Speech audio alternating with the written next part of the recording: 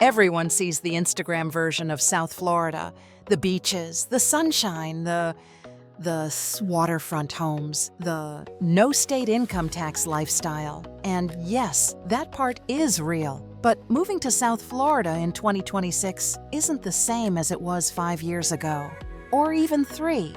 The market has matured, prices have shifted, insurance has changed the game, and things like traffic, condo regulations, and hurricane planning are now part of the conversation. Not deal breakers, but things you need to understand before you move. Here's the good news though. People are still moving here every single day. And the ones who do it the right way are thriving. They're finding the right neighborhoods. They're buying smarter, not just faster. They're avoiding costly mistakes that catch newcomers off guard. So if you're thinking about moving to anywhere in South Florida this year, watch this first, because this video isn't here to scare you. It's here to help you make a confident, informed move.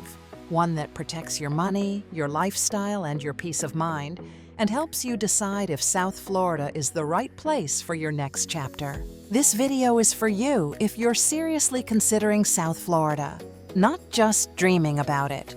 If you're relocating from out of state and want to know what life here is actually like day to day. If you're retiring or semi-retiring and looking for a place that offers sunshine, lifestyle, and long-term value. If you work remotely and want to trade cold winters for year-round warmth, beaches, and a more flexible way of living. If you're investing in South Florida real estate and want to understand where the opportunities still are and where to be careful, or even if you're just wondering whether the hype is real or if it's overblown. In this video, I'm breaking down what most people don't explain before you move. What the South Florida housing market is really expected to look like in 2026. What the true cost of living is, beyond just the home price. The real pros and cons people don't talk about on social media. Which areas make the most sense depending on your lifestyle and budget, and the biggest mistakes newcomers make, so you can avoid them from day one. This isn't about talking you into moving here. It's about giving you the clarity to decide if South Florida is the right move for you and how to do it the smart way. Let's get into it. First, the market. Let's clear this up right away. South Florida real estate is not crashing, but it has normalized. And honestly, that's not a bad thing. After years of rapid growth, the market in 2026 looks more balanced, more predictable, and healthier overall. Single-family home sales are projected to increase by about 1%, driven mainly by high-income buyers, relocations from the Northeast and Midwest, cash buyers, and continued international demand. That steady demand is exactly why South Florida continues to hold value, even when other markets cool off. Home prices are expected to appreciate around 4% by the end of 2026, with stronger performance in premium, lifestyle-driven areas like Miami Beach, Boca Raton, Jupiter, Coral Gables. These markets continue to attract buyers who aren't just chasing affordability, they're buying for quality of life, long-term value, and location. Mortgage rates are forecasted to land between 5.8% and 6.3%. That's lower than the peaks we saw in 2024 and 2025. But let's be clear, this is still not cheap money. What it does mean is that buyers now have room to negotiate, plan strategically, and choose wisely instead of rushing. Inventory is sitting around a 6-month supply, which puts us in a more balanced market. Sellers still have leverage in desirable neighborhoods, buyers finally have real options again, and overpriced homes are sitting longer, which creates opportunity. Now here's the reality check most people don't talk about. To comfortably afford the median-priced home in South Florida, a household income of around $168,000 per year is typically needed. That number surprises a lot of newcomers. But this is where strategy matters. Because not every area, property type, or buying approach requires the same income level, and understanding where and how to buy can make a massive difference. Condos in South Florida deserve their own conversation, especially in 2026. If you're considering a condo, particularly in a building that's 30 years or older, there are new realities you need to understand before you buy. Over the last few years, updated safety and reserve laws have changed the condo landscape. Buildings are now required to fully fund reserves and address long-deferred maintenance, which has led to higher HOA fees and, in some cases, special assessments. That's the part you've probably heard about. But here's what doesn't get talked about enough. By 2026, much of the panic selling we saw in 2024 and 2025 has started to ease. Well-managed buildings, especially those that planned ahead, are stabilizing. Their finances are clearer. Their risks are better defined. And in some cases, condos in these buildings are becoming real opportunities again, particularly for buyers who do their homework. Now, the flip side matters just as much. Poorly managed buildings are still financial landmines. Low reserves, deferred maintenance, unclear insurance coverage. Those are the buildings that can turn an affordable purchase into a very expensive mistake. So before buying a condo in South Florida in 2026, you need to look beyond the price and the view. You need to review the building's reserve studies, understand any upcoming or potential assessments, know the building's age, structural history, and insurance situation. This is exactly where working with a local expert makes a difference. Someone who understands which buildings are solid, which ones are improving, and which ones to avoid altogether. So you're not just buying a condo, you're buying peace of mind. This is the section most people underestimate. Yes, Florida has no state income tax, and that's a real advantage. But South Florida collects its money in other ways. And understanding that upfront is key to enjoying life here instead of being surprised by it. Let's break it down. Housing is the biggest expense for most households. Right now, median home prices in South Florida generally fall between $550,000 and $600,000, depending on the area. Rent for a 1- to 2-bedroom apartment typically ranges from $2,200 to $3,900 per month. And if you're looking at waterfront properties or luxury neighborhoods, those numbers can climb quickly. But so does the lifestyle and long-term value. The takeaway here isn't that housing is unaffordable. It's that location and strategy matter more than ever. Insurance is often the biggest shock for newcomers. Home insurance costs in South Florida are among the highest in the country, and they vary widely based on location and property type. Most homeowners can expect somewhere between $3,500 and $8,000 per year, and sometimes more. Costs tend to increase if you're closer to the coast, the roof is older, the home hasn't been updated, or you're in a condo with shared policies. It's also important to know that over 2.6 million homes in Florida are considered high flood risk. Flood insurance is often not optional, even if your lender doesn't require it. And budgeting for it up front can save you a lot of stress later. The good news? Newer construction, updated roofs, and the right location can dramatically reduce insurance exposure. Utilities are another area people don't always factor in. Air conditioning runs most of the year, so electric bills are higher than in seasonal climates. HOA fees can range from a few $100s to well over $1,000 per month, especially in condo buildings with amenities and reserves.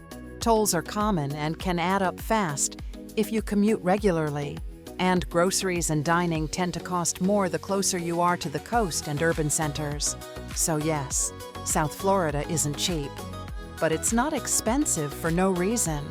You're paying for climate, lifestyle, access to beaches, international culture, and year-round living that many people value enough to make it work. The key is knowing where the costs are, planning for them properly, and choosing a home and location that fits your lifestyle, not just your budget.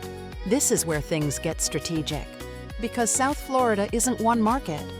It's a collection of micro-markets, and choosing the right one can completely change your experience living here. If schools, safety, and long-term stability matter most, These areas continue to stand out in 2026. Boca Raton remains a top choice for families, with A-rated schools, well-maintained neighborhoods, and a polished suburban feel. Pinecrest and Coral Gables offer strong public and private education, mature neighborhoods, and stable long-term values. Jupiter and Tequesta are ideal for families who want a quieter lifestyle with access to nature, beaches, and outdoor living.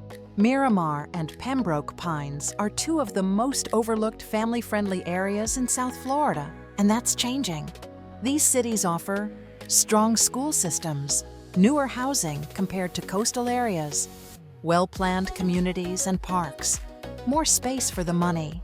They're especially attractive for families and professionals who want South Florida living without beachfront prices while still being centrally located between Miami and Fort Lauderdale. If you're looking for upside and opportunity, these areas are worth watching closely. Pompano Beach remains underrated, with ongoing redevelopment and long-term upside. West Palm Beach continues to benefit from business growth, infrastructure investment, and improving walkability, making it more than just a seasonal market. Not every area makes sense for every buyer, especially in 2026. Hype-driven areas of Miami can be challenging if affordability matters. Older condo buildings without strong reserves require extra due diligence. Flood-prone zones without mitigation can create long-term costs. South Florida rewards buyers who think strategically. When you choose the right neighborhood, not just the right city, moving here can be a smart, stable, and rewarding decision. Before we wrap up, this is the part I really want you to pay attention to, because most people who regret moving to South Florida didn't choose the wrong state. They made avoidable mistakes during the move. Here are the biggest ones I see over and over again. Mistake number 1, buying based on vibes, not numbers. South Florida sells a feeling.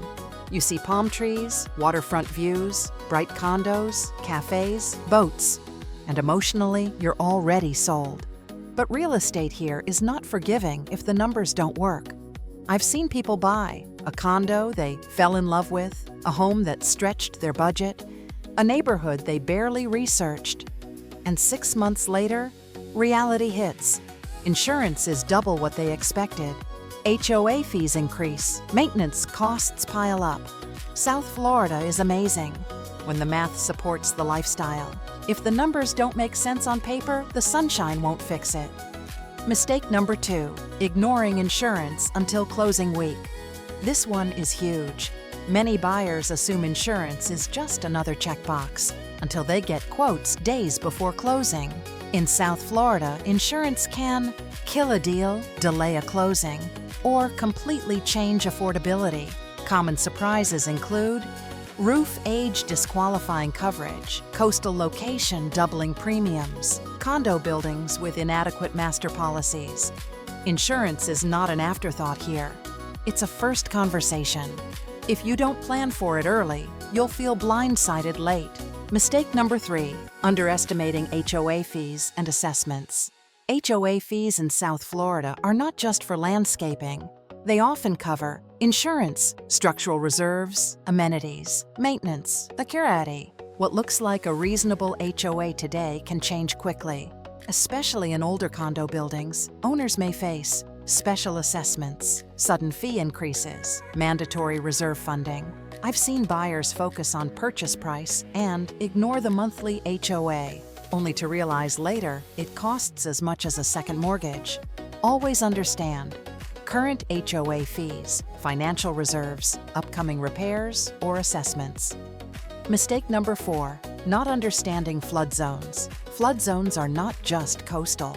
Many inland areas still require flood insurance, and FEMA maps change. 2 homes on the same street can have completely different flood requirements, drastically different insurance costs.